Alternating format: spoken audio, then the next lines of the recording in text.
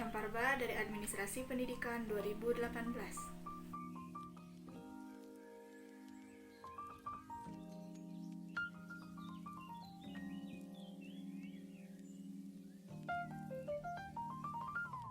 Menurut Stephen Robbins, persepsi merupakan suatu proses yang ditempuh oleh individu untuk mengorganisasikan dan menafsirkan kesan-kesan indera mereka untuk memberikan makna bagi lingkungan mereka.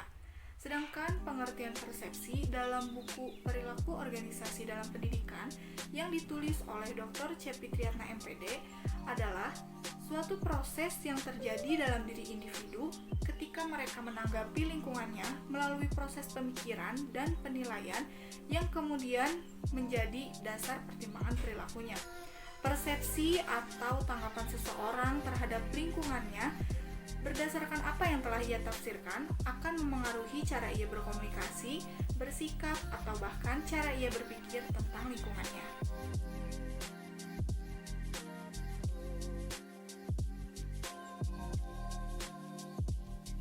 Perbedaan masing-masing individu dalam organisasi akan memengaruhi organisasi, begitupun dengan kelompok yang ada di dalam organisasi tersebut. Pengaruh yang diberikan oleh individu dalam organisasi ataupun individu dalam kelompok hanya memiliki sedikit perbedaan.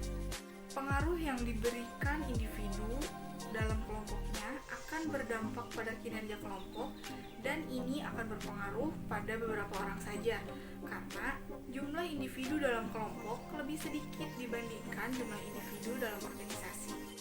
Sedangkan pengaruh yang diberikan individu dalam organisasinya akan berdampak pada kinerja organisasi, pandangan orang lain terhadap organisasi tersebut, dan value dari organisasinya.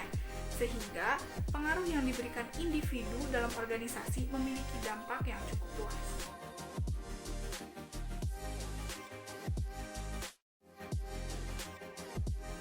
Dalam buku Perilaku Organisasi dalam Pendidikan yang ditulis oleh Dr. Cepi Triatna MPD dijelaskan bahwa ada beberapa pendekatan yang digunakan untuk memahami perilaku manusia yang dapat memengaruhi perilaku organisasi, yaitu yang pertama, pendekatan kognitif. Pendekatan ini menekankan pemahaman terhadap perilaku seseorang pada sifat mental internal, seperti cara mereka berpikir atau menimbang suatu keputusan. Dalam pendekatan ini, pengetahuan dan pengalaman individu merupakan proses mental yang disempurnakan dengan struktur kognitif yang ada. Yang kedua, pendekatan reinforcement atau penguatan. Pendekatan ini menekankan pemahaman terhadap perilaku seseorang pada peranan lingkungan dalam kehidupannya. Pendekatan ini menyatakan bahwa perilaku ditentukan oleh lingkungan, baik sebelum terjadinya perilaku ataupun hasil dari perilakunya. Dalam pendekatan reinforcement, tidak ada perbedaan antara sadar dan tidak sadar.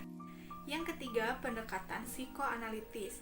Pendekatan ini menekankan pemahaman terhadap peranan sistem personalitas dalam menentukan suatu perilaku.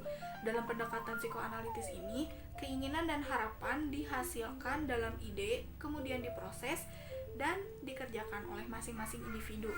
Sifat individu ini diturunkan berdasarkan ketentuan interaksi dan pengembangan masa lalu, dan hal ini sebagian besar aktivitas mental tidak sadar.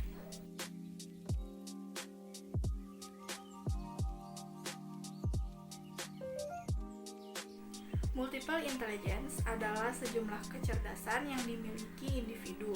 Seperti yang kita tahu bahwa Howard Gardner adalah orang yang mengembangkan konsep kecerdasan majemuk atau multiple intelligence ini.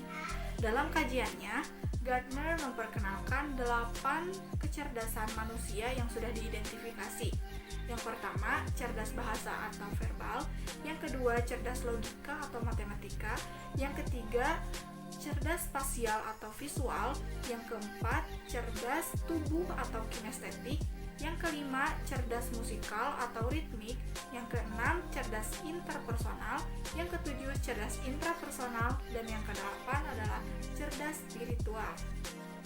Dari beberapa kecerdasan yang tadi sudah disebutkan, Tuhan telah menganugerahkan satu atau bahkan lebih kecerdasan kepada setiap individu, sehingga kecerdasan seseorang dalam organisasi tentunya akan memengaruhi perilaku organisasi tersebut. Perilaku ini akan memengaruhi cara ia berpikir atau menimbang suatu keputusan, cara ia berkomunikasi dengan rekannya di dalam organisasi, cara ia dalam menghadapi suatu masalah, dan cara ia dalam merespons lingkungannya.